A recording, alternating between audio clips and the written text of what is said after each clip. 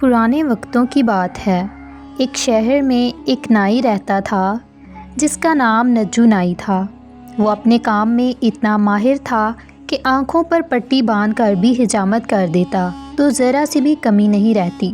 اسی وجہ سے بڑے بڑے امیر، وزیر، مشیر اور عام لوگ بھی اس کے پاس آتے اور اسے خوش قسمتی سمجھتے۔ ایک دن نجو اپنی دکان پر بیٹھا تھا کہ ایک لکڑیاں بیچنے والا گدھے پر لکڑیاں لادے آواز لگا رہا تھا، لکڑیاں لے لو، سوکھی لکڑیاں۔ نجو نے کہا، بھائی 2 آنے میں مجھے لکڑی دے دو۔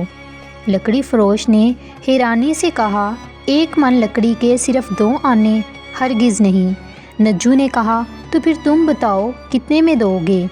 لکڑی فروش بولا، 4 آنے میں، اور ساری لکڑیاں ایک ساتھ، ایک بھی لکڑی کم نہیں ہوگی۔ نجو نائی نے کہا، ٹھیک ہے، اتار دو لکڑیاں۔ لکڑی فروش نے گدھے سے لکڑیاں اتار کر نجو کی دکان پر رکھ دیں اور قیمت مانگی۔ نجو نائی نے کہا، رکو، ابھی مال پورا نہیں ہوا۔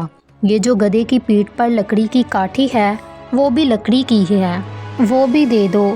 لکڑی فروش گھبرا گیا اور بولا، یہ تو کاٹھی ہے، لکڑی بیچنے کا سامان نہیں ہے۔ مگر نجو نائی ہنس کر بولا، تم نے کہا تھا کہ گدھے پر لدی ایک بھی لکڑی کم نہیں ہوگی، اب یہ بھی لکڑی ہے۔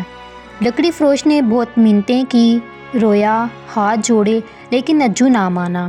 کاٹھی بھی اتار لی اور قیمت بھی دے دی۔ بیچارہ لکڑی فروش قاضی کے پاس گیا انصاف لینے، مگر قاضی نے بھی اس کی بات نہ مانی، کیونکہ وہ بھی نجو نائی کا گاہک تھا۔ وہ دوسرے بڑے لوگوں کے پاس گیا، لیکن سب نجو کے طرفدار نکلے۔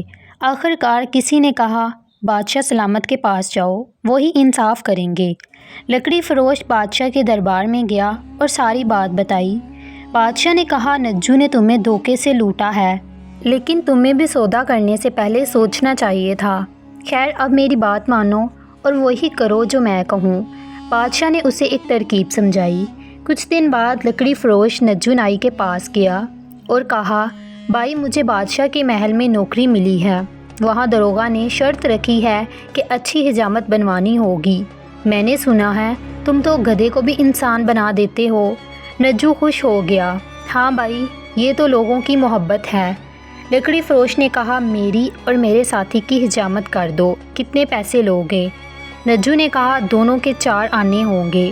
لکڑی فروش نے کہا، منظور ہے، پہلے میری کر دو، پھر میرے ساتھی کی۔ نجو نے اس کی حجامت کر دی، پھر بولا، اپنے ساتھی کو لے آؤ۔ لکڑی فروش باہر گیا اور گدھا اندر لے آیا۔ یہ ہے میرا ساتھی، اس کی جلد نرم ہے، احتیاط سے حجامت بنانا۔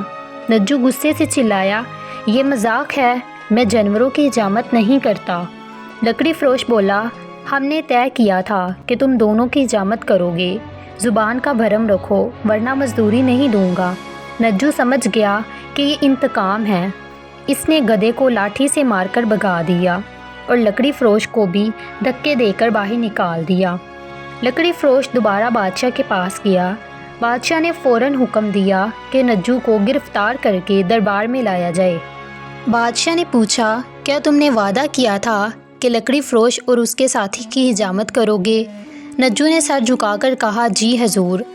بادشاہ بولے، زبان کی بڑی اہمیت ہوتی ہے، اگر تم نے لکڑی کی کاٹھی کو لکڑی مان کر بیچنے والے سے چھین لیا تو اب تمہیں بھی گدھے کی حجامت بنانی پڑے گی۔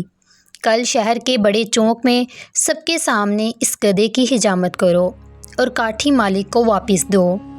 اگلے دن نجو نائی مجبوری میں سب کے سامنے گدھے کی حجامت بنانے لگا۔ بچے تالیاں بجا رہے تھے، لوگ ہنس رہے تھے اور نجو کی عزت خاک میں مل گئی۔